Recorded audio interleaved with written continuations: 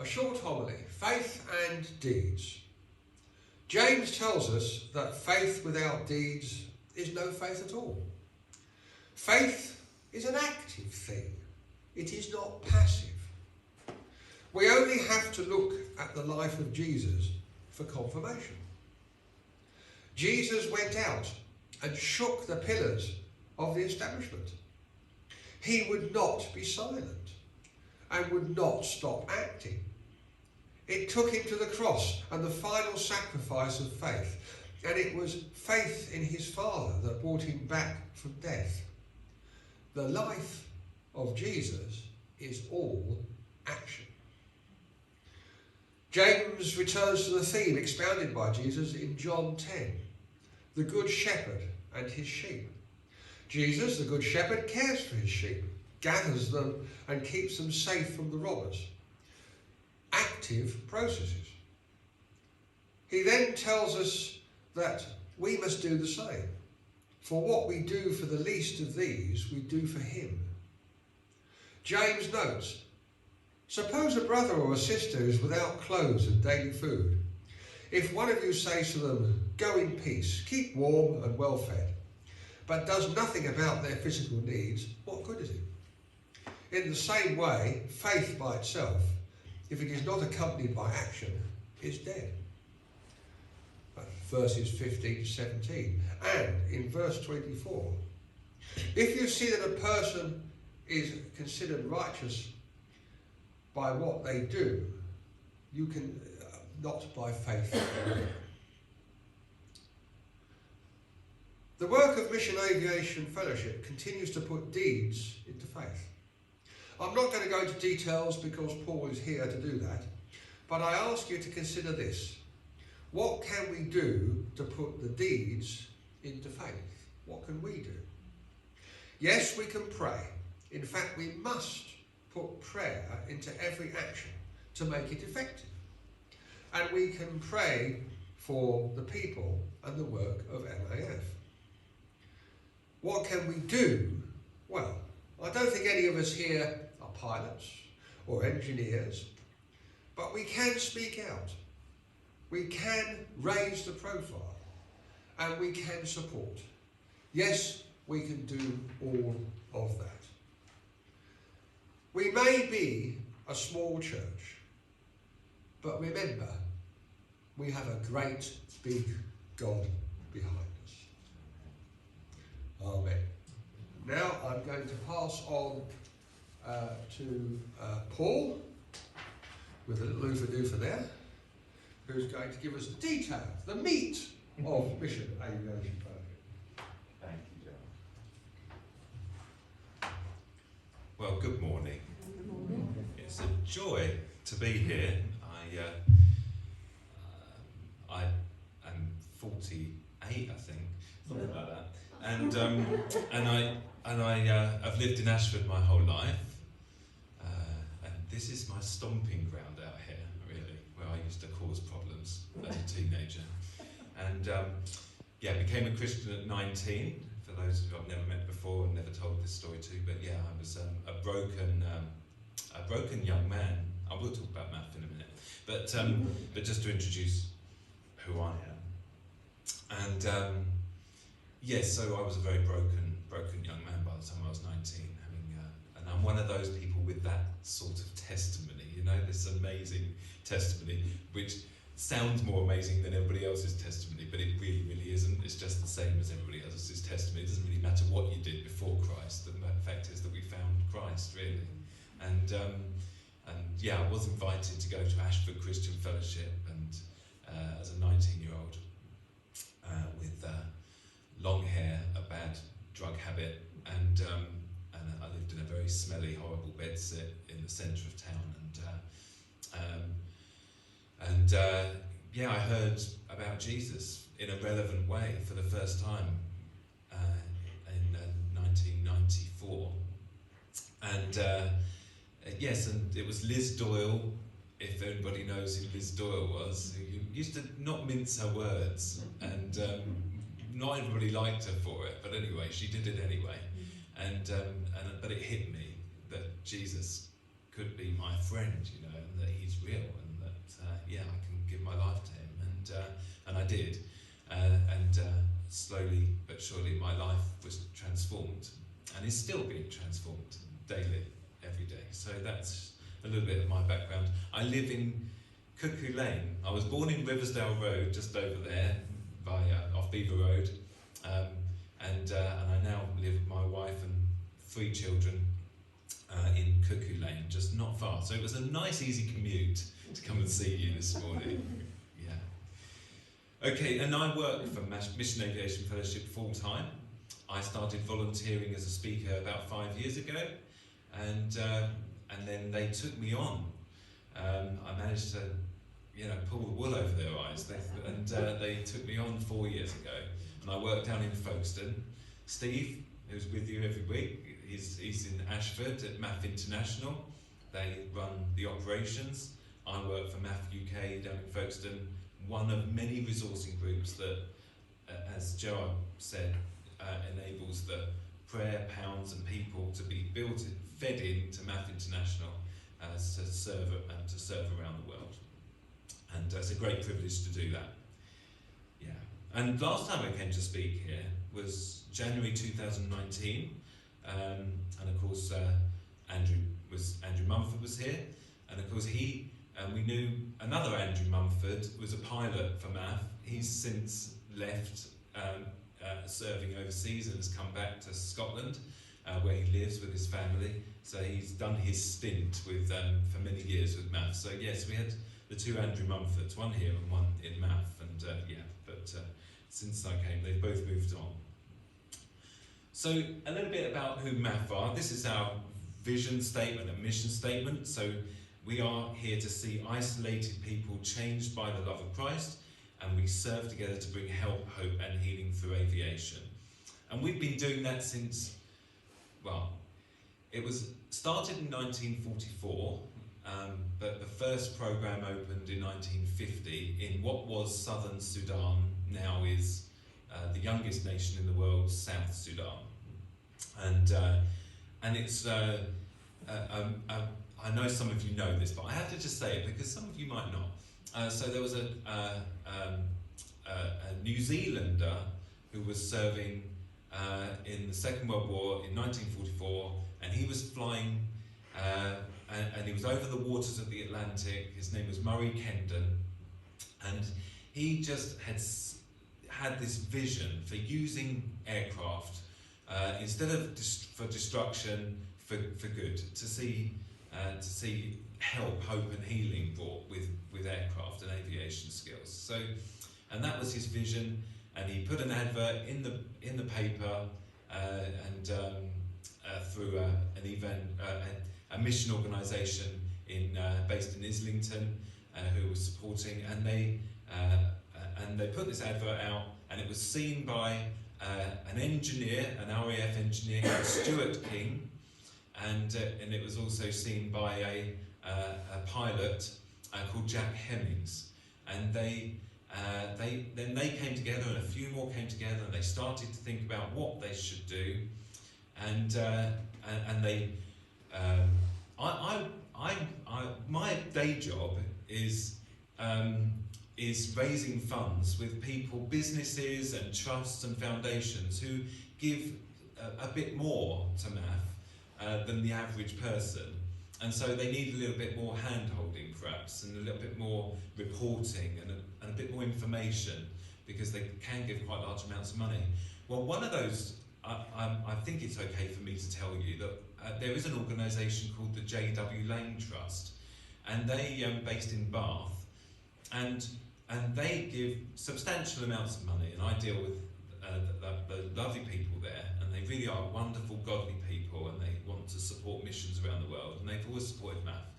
Well, one of the first meetings with Jack Hemming and Stuart King, there was a chap called John Lang in the meeting, and he chaired the meeting, and they were saying, well, we need to go to Africa.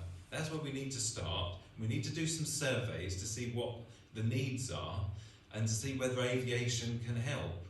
And John Lang was of, now you might know them as Lang O'Rourke, a massive commercial builders worldwide, or Wimpy Homes you might have heard of. Well, that was part of the business as well. It's not anymore, but it was. And so John Lang was this amazing philanthropist, businessman, who just said, well, I'm going to help you raise the money for that first aircraft. And that first aircraft was called a Miles Gemini, and it was a twin-engined light aircraft that could seat 4 people, and it cost £5,000, which in 1947, when they bought that plane, was a lot of money. and so that was the first aircraft, and John Lang, and I'm still dealing with that organisation that bought that aircraft all those years ago. And so it's an amazing heritage and amazing legacy that they've left, really, that man has left. Anyway, so one plane taken down to Africa, flown from Croydon Airport on 13th of January 1948, took one aircraft from Croydon all the way across France, down across the Mediterranean, across to Egypt, and then they didn't have any GPS in those days. There were no sat-navs going on here. There were hardly any maps, in fact. So they just had to follow the Nile, and there's a train track that they had to keep an eye on, and sometimes they'd lose both, and they wouldn't have a clue where they were. And then they'd just keep flying, and then, oh, there's the Nile in the distance, really, right, find the Nile again, and all the way down to Nairobi in Kenya, and there they set up base, and now here we are, over 75 years later, and we're now helping in 37 countries around the world. 26 of those are flight countries that we're allowed to talk about, with about 131 aircraft, and we're flying to about 1,400 destinations worldwide. Just to put that into context, 1,400 destinations. The largest cargo airline, UPS, well, they were pre-COVID, they flew pre-COVID to about 720 destinations, so half the destinations that MAF fly to. The largest passenger airline, American Airlines, they flew to a quarter of the destinations, about 350 destinations, and we fly to 1,400. So we have become a very busy, large organisation out of that one aircraft and those 2 people that were amazing pioneers and just forged the way. It must have been so difficult for them to do that. But years later, it has grown and grown and grown into the largest humanitarian air operator in the world, and based in Ashford and Folkestone, and so it's a local thing for you, and wonderful to have that building, if you know the building, at the bottom of Mace Lane, which is on Martyrs Field, but that's another story. So yes, it's a wonderful mission. So what goes into making MAF what's MAF? Well, planes, obviously. We can't do it without planes. And we use a number of different planes, but one of the planes that we use is a Cessna 208B, called a Grand Caravan, made in the United States, a very good mission aircraft. And we buy them mostly second-hand. We have bought some new ones when Cessna offered us a deal we couldn't refuse, and they're now in PNG. But in the past, mostly we bought second-hand planes, and they still cost, as you can see, about 1.6 million-ish to buy. And then we would change them, slightly adapt them for soft airstrips. So we put bigger wheels on so that we don't dig into black cotton soil in Sudan, where you can just, if it's a little bit damp, your wheels just dig straight into the ground and you can't go anywhere. And so, yeah, we have got smaller planes, Cessna 182s, which would only seat 4 people, including the pilot. But this is a larger plane. This one has 13 passengers, depending on the configuration, but mostly about 13 passengers. And you can then take all the seats out and put a cargo net in, and you can get about 1,350 kilo of freight of cargo in. And yeah, it costs a lot of money to fly planes. Flying planes is an expensive business, but it's the best way to serve people in places like South Sudan and Tanzania and Uganda, where I've flown in Uganda. And I think it's hard to imagine, and Steve, I know you've seen it, it's hard to imagine the huge scale of distances that people try to go by very bad roads, dangerous roads, and when you can just fly over the top. But even flying, it's amazing what distances you need to cover to get to the communities that, because we live in a country where the bulk of the people live in suburbia, but in places like Uganda, most of the people live in rural situations, and so it takes planes to get to these folks. Anyway, they're great for skydiving, but we don't actually offer that with MAF. But just to say, we usually try and land and let people out just the normal way. Of course, if you've got planes, you need airstrips, and as I say, we have about 1,400 airstrips that we're flying to, and yeah, so it's an interesting one. When I flew in Uganda, some of the airstrips are tiny, and there was a pilot I was flying with one day called Andrew Parker, and he's out there with his family. Has been in South Sudan. He's now in Uganda, and I was flying with him, and he pointed the airstrip out to me while we were flying in northern Uganda on the coast of South Sudan, and I could not see what he was talking about. I had no idea where this airstrip was. Anyway, we got nearer, and he said, "Can you see it now?" I said, "I'm really sorry, Andrew, I don't know what you're talking about. I cannot see an airstrip." Anyway, as we got closer, what I saw was sort of a wiggly path with vegetation either side, and just this sort of very wiggly. I said, "Andrew, that's not even straight. How are we going to land on that?" He said, "Well, we will. And we did land. Back wheels down first, and then, I'm sure a lot of you build planes, and then the front wheel down.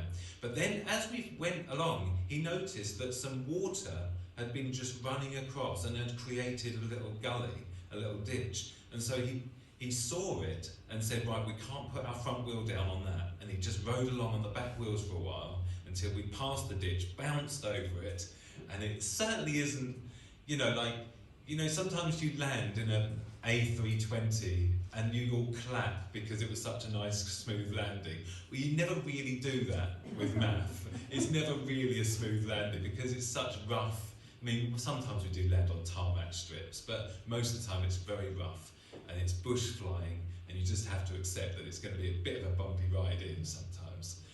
But they do, and they are amazing pilots that serve with us. But I'll talk about that in a minute. Anyway, then interestingly, that airstrip that had the gully being created across it is an airstrip that's run by the Baptist Mission Society. So we made a note, and then when we got back to Entebbe, which is where our base is, in just south of Kampala, they phoned the Baptist Mission Society and said, "Would you mind going to repair the airstrip, because it's got a bit dangerous?" And they would have gone out and just repaired that for us. So that's how airstrips work. Sometimes the local community will look after their airstrip and keep the vegetation from growing, and try to keep children from not taking their goats or their cows onto the airstrip. Sometimes we have to fly over an airstrip just to let people know and animals know we're coming. It clears the airstrip when we go down nice and low over the airstrip, scares everybody away, and then we can circle around and land without running anybody over or any animals over. Yeah, and we've got an airstrip being built in Myanmar at the moment. If you know anything about Myanmar, it's been a place that's been oppressed by the government and by the military for years, and now a military coup has taken place, and it is a very unstable place to be, Myanmar. And so we have built up in the mountains in Lalempy State, which will help us reach out to at least about 40,000 people locally that cannot be reached otherwise and are living in abject poverty and need.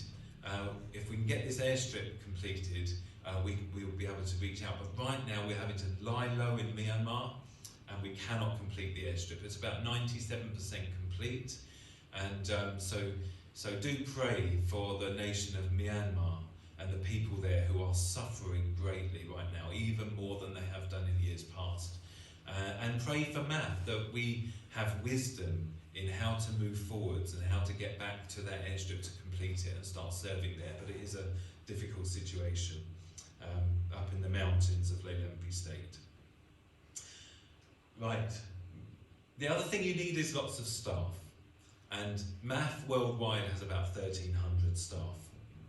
And pilots, of course, mechanics, of course, aviation engineers who are in short supply nowadays. Not many young people are coming through to serving as aviation engineers, so there's a lot of work going on at the moment to raise up more engineers. And of course, the work of missions is changing so much. In the past, a lot more people were sent out of the UK. We were a sending nation, sending lots of people out to missions, and that's changing. And now other countries that we would have sent people to have become sending nations. India has become a place that's a sending nation now, whereas we would have always gone to India. And now now the church has grown and people have got the desire to go and serve in other countries, and we've got a growing number of Indian pilots who love the Lord and want to serve the Lord with Math. So the picture is changing slightly, but still keep praying for more people to be called to the mission field. It's not if a pilot or an aviation engineer or a manager, a program manager, they can earn very good money in this country, UK-based people being pilots and engineers is well paid. And then if they want to become a missionary with MAF, then they raise their own funds, they go to their churches, they go to their friends and family, they go to other churches that they know, and they ask people to pray for them and to ask God whether it's right for them to support them. And it's around sort of £25,000 a year, the sort of family support required. And amazing, we've got some people going out to Papua New Guinea very shortly, and he worked for Rolls-Royce, so he had a very good career, and now he's taking his family to go to Papua New Guinea, and they've, it's very hard to be self-sufficient all those years, and now to stop, that salary stops coming in. It's a little bit scary, and you've still got commitments to your family, and you've still got to live somewhere, and you've also got to raise this amount of money, and it's a humbling thing to do, I think. But if they've raised, this one family, the Sant family, Dom Sant and Sequoia, their children, have raised more than they needed to. They've had such an outpouring of love, and that's wonderful. And so they're off to PNG next month. So, yes, we always need staff like this man to go and show the love of God to the people through aviation. And then you need things to carry, of course. And here's the sort of, not an exhaustive list, but a list of things that we have definitely carried over the years. Alligators, because we do conservation work. We'll fly partners who are involved in conservation, and they'll want to make sure alligators are in the right places to mate, but not to eat villagers. And so aluminium roofing. I'm not going to go through every single one, but yeah. In Papua New Guinea, for example, when a 7.5 Richter scale earthquake went, whole villages just they're built on the side of mountains, and some of the sides of those mountains just disappeared down into the valleys, and so villages have to be rebuilt, schools have to be rebuilt, homes have to be rebuilt, and so the airstrip is rebuilt first, so that MAF and other agencies, but MAF is one of the agencies in Papua New Guinea, can fly in aluminium roofing to rebuild schools so that the children can receive their education again. So yeah, anyway, there we go. There's a whole list of things, including eyeballs, real ones and glass ones, I guess. But yeah, and of course a lot of vaccines, but not just COVID vaccines. We've been flying vaccines and been last mile flying for years, and COVID is just a terrible thing to happen in any nation here, and in places like Liberia, where you can't have lockdowns in places like Liberia because if there is no furlough scheme, so people have to get to market, they have to keep trading, they have to keep earning their money because it's hand-to-mouth existence. And so, yeah, but anyway, it's a very different situation with COVID around the world. It's just one of a long list of problems. But in Madagascar, measles is the massive problem, not COVID, but COVID adds to the problems.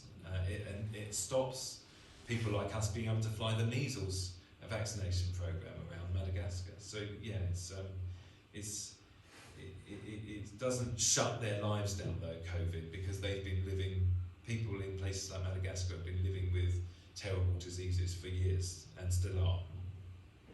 Anyway, moving on. So partners is the other great thing that you need. And this was what it was all about at the beginning. When Stuart King and Jack Hemmings did their first survey in Africa, it wasn't to see what they could do, it was to see, well, how can we serve the organisations that are already there? How can we partner with organisations? And that's still exactly what MAF is all about now. Without our partners, there is no need for MAF, because we're not supplying the medical help, we're not supplying the all of the evangelism as such, and Bible translation teams. That's down to the work of Wycliffe and MEDAIR and Médecins Sans Frontières and Tear Fund and all of those large organisations that you would have heard of, as well as many, many small grassroots organisations we partner with, like WaterAid, in people you will know. So MAF continues to be a mission multiplier. We enable mission to take place in all of the countries that we serve. Anyway, sometimes it's better if I stop talking and just show you some of the things that have taken place over the last year. I hope you enjoy this just short video.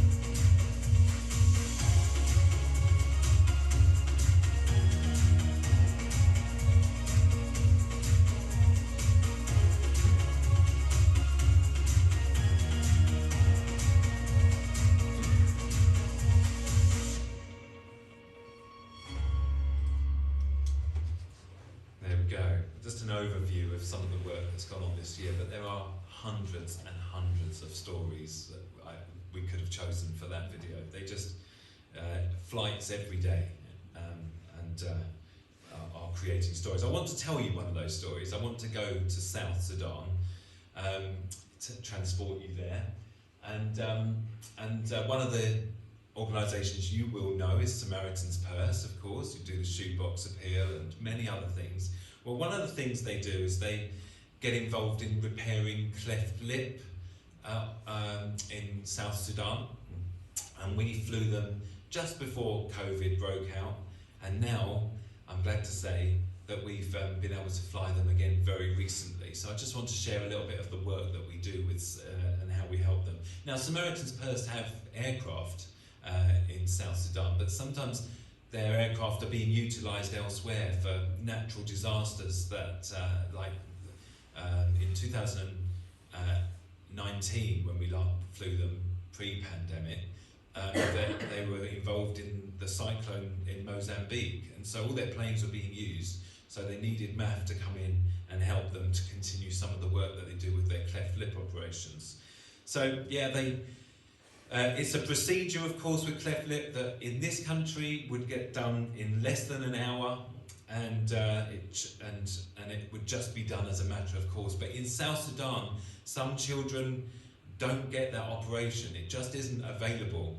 If you're isolated in rural areas, there are no clinics, there are no hospitals, there are no doctors and nurses. So you just don't automatically get the doctor's appointment you need that refers you to the hospital to get the things that we just, I don't think we take any of that for granted, but it just, I'm sure we're all very thankful for what goes on. It just doesn't exist. That infrastructure isn't there. And so, but it's when Samaritan's Purse repairs a cleft lip in South Sudan, it absolutely changes the life of that person and transforms their life. People are, children and adults who have cleft lip are ostracised. They are hidden away. So anyway, here's some two people waiting for surgery. Yeah, so in South Sudan, cleft lip occurs in about 600, one in every 600 births. And every year more babies are being born with the condition. And they are vulnerable to horrific abuse because of the culture they live in. They can't work, they can't get married, they are, as I said, just ostracised and bullied. Now, when we flew a lot of flights to help get people into Juba, the capital city of where there is a hospital, a basic hospital in Juba, but Samaritan's Purse, they need to get all the people in, and so we fly out to all the remote areas and bring the children and some adults in to get this procedure taking place. Now, one of our pilots, Alistair Uren, he was checking his manifest for the day, all of the people that were going to be on his flight that day, and he noticed that each of the passengers had the same name. And he said, this is amazing, all these people with cleft lip, and they're all from the same family. And they said, and the person that was hosting said, oh no, they're not from the same family. The reason they've got the same name is because everybody who's got cleft lip has got a name given to them which translates to the word creature. They're just called creature. That's what their name is. They don't have their own name anymore because they're just known as creature. So that was hit Alistair at the importance of the work that they were doing. Here we are back in Juba. We've collected people on our Cessna 208 Grand Caravans, brought them back to Juba, and now there's the whole team there. In this case, it was a 20-strong international team, 20 medical volunteers, so who would normally be doctors and anaesthetists and around the world, and they take their annual leave and go and work for Samaritan's Purse and give their time. Amazing that, isn't it, really? And then they would have specialties like anaesthesia, nursing, speech pathology, logistics, and they would come together as a team and get the work done. And then working alongside them, Samaritan's Purse have 2 South Sudanese surgeons who are training so that they can continue this work when Samaritan's Purse aren't there, and which is really important for sustainability, that it can carry on. So it's always educating the people that are actually living in the field there. And so then there was South Sudanese chaplains who were acting as translators and caring for the patients before and after the surgery. So why can't these people travel by road? Well, insecurity in South Sudan is right, and you might not know it, it's in the news sometimes, but it's not often in the news. South Sudan is not a place of interest to the BBC generally. You might have to dig into their website a little bit more to find it.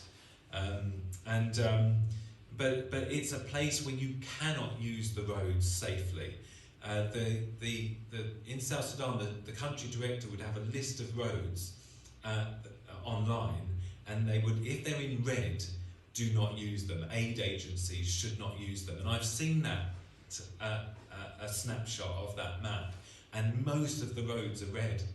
You shouldn't use most of the roads. Not only are they potholed and during the rainy season impassable because it's quagmires and you just can't get vehicles through, but even during the dry season, bandits, they will just carjack, and they won't just get you out the car, they will shoot you. And there's a lot of weapons in the wrong hands in places like South Sudan. And so it's a different culture than I think we can imagine. And people are desperate, and they do desperate things, even kill aid workers who are trying to help them, which seems backwards, but it happens. So flying is the only way to get over the top of all of that danger and the impassability in the wet season. So anyway, there we go. So here we go. The children are well taken care of in Juba. Everything's provided for them. They're fed, accommodation is provided for the child and their guardian. They get their surgery. They get a special t-shirt and a mirror so that they can see what they look like after surgery. And when it's time to leave, they're sent home with paracetamol, antibiotics, and to continue their recovery. And absorbable stitches mean they don't need follow-up care unless there's a complication. And here they are waiting to board a plane, looking a little bit weary after their ordeal. And when we take the patients home on the planes, and they wear their red t-shirts with smile printed on them to show that they can finally smile like everybody else and like their friends can. And the smallest are given these arm restraints that you see to prevent them from putting their fingers in their mouth. And so here's another little girl waiting to board, getting back on, and she's got on her little bodysuit there. It says "Cleft Warrior." That's what it says. And here's a little boy with his thumb up. Obviously, it's got to heal up, but he's got his life back. He's got a new smile. He's got a new name, and he's got a new life awaiting him back in his community. I hope you enjoyed that story. I love that story. I'm going to bring it to a close now. I won't talk forever. You will get your Sunday lunch today, don't worry. And but thank you for inviting me back. It's always a pleasure to be here and tell you a little bit about the work of MAF. I'm not a preacher, but I love to talk about what MAF does and inspire you with what might be going on around the world. And and if you want to know a little bit more, you want somebody to come through your letterbox, we're very happy to send you something. During COVID, we were only sending emails out, but now we're back to sending mailings out. And it is nice to get something in your hand. Don't worry about the money it costs. I know that charities, it can look a bit weird when we produce a lot of stuff. We are trying to be very responsible with that as an organisation. We don't just send lots of magazines out. What we do is, people who want to know a bit more, you sign up. I've got lots of these, and if you don't receive something from Math but you'd like to, you just get fill in a very simple form, and then we will send you. I'll give you one of these today, but we'll take you on a journey around the world with your Discovery Air Pass. You can go around the world. We'll take you to South Sudan, we'll take you to Tanzania, we'll take you to Madagascar, and then Papua New Guinea, and then a mystery location at the end. And then when those 5 mailings have been done and sent to you, if we haven't heard from you, we'll stop sending you stuff. Because we don't just want to keep producing things that you might have even moved and we don't know, or you're just not needing to see it, But if you respond to something in there, then you will sign up and you'll get Flying for Life magazine until you don't want it anymore. So yeah, we're trying to be responsible with what we send out, and so you'll only get 5 mailings, and then it will stop unless you've asked us to continue. So and yeah, do a skydive, not off of one of our planes, because we don't let you do that, but do a skydive like you saw that 80-year-old do. If you want to volunteer and do something to raise some money, do something fun, do a sponsored walk, do a cake sale, do anything, then obviously we'll support you in it and we'll give you ideas. Do get in touch with Math down in Folkestone and we'll help you. And please do pray, and please do. I mean, the smallest amount. You think it's a very expensive thing to keep planes. It is. I can't deny that. But the smallest gift is like James was talking about in that scripture. It's just faith and works, and God sees the small that we're able to do, and God does amazing things with it. So yeah, don't feel like you have to be J.W. Lang buying another plane for us. You don't need to be that. Most of our income that keeps Math flying is £5 to £10 a month type of thing. Like small but regular gifts. And we do thank you for praying and giving to Math to keep us flying. Thank you for listening. And do come and talk to me more if you want to know any more, and do come and get a sign-up sheet if you want to get a mailing from us.